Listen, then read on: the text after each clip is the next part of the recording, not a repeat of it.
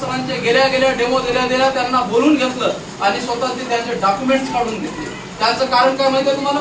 कारण हे माणसं गुणवान असलेले दुसऱ्या ठिकाणी जाऊन जर जॉईन झाले तर ह्या क्वालिटीचा आणि हे त्याच्यामध्ये असलेले गुण असा माणूस आपल्याला भेटेल की नाही यांची त्यांना संशय निर्माण झाला होता किंवा त्यांच्या मनामध्ये काय म्हणतो आपण त्याला भीती निर्माण झाली होती. माणसं तर खूप भेटतात हो, शिक्षण झालेले रस्त्यावर पडून आहेत, BEd असे खूप रस्त्यावर पडून आहेत, परंतु त्या विषयामध्ये जातीवंत आणि प्रभुत्व असणारा माणूस मिळणं म्हणजे आज त्या संस्थेचं भाग्य समजलं जातं. मग ते माणसं हे दोन असल्यामुळे, दोन हिरे असल्यामुळे त्या दोघांना त्या ठिकाणी बोलून घेतलं आणि पंधरवाड सरांचे सुद्धा डॉक्युमेंट आणि भटरवाड सरांचे सुद्धा डॉक्युमेंट दिले नाहीत.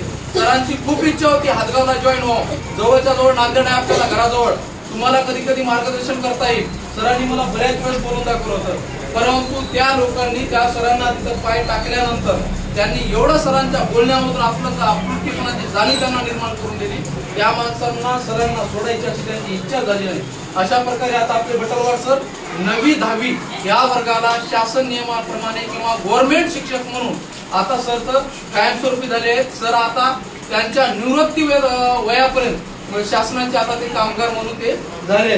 आणि भटरवाड सर सुद्धा पंधरवाड सर सुद्धा आता 11वी 12वीला कॉमर्स शाखेमध्ये त्यांचं काम झालेलं आहे.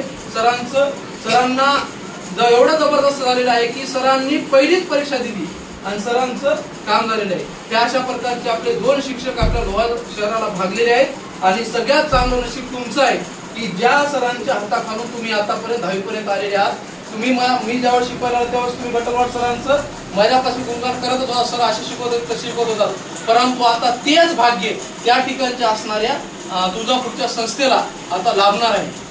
अशा प्रकारच्या दोघांचं तुम्हाला सविस्तर माहिती आहे, पण माझ्या तोंडून थोडी 2-4 शब्द जे काही चुकीची तर 100% याच्यात नाहीच, परंतु जी काही माहिती आहे मला थोडीशी भेटलेली आहे ती मी तुम्हाला सांगण्याचा प्रयत्न केलेला आहे. याही पेक्षा जास्त तुम्हाला 2 सर आहेत जे आहेत ते तुम्हाला मार्गदर्शन करतील आणि तुम्हाला इथून पुढे आयुष्यात कसं जीवन जगायचं आणि कशा प्रकारचे यश निर्माण करायचं, यश मिळवायचं हे यांच्याकडून तुम्हाला ऐकण्यात येईल. तर तुम्ही आपण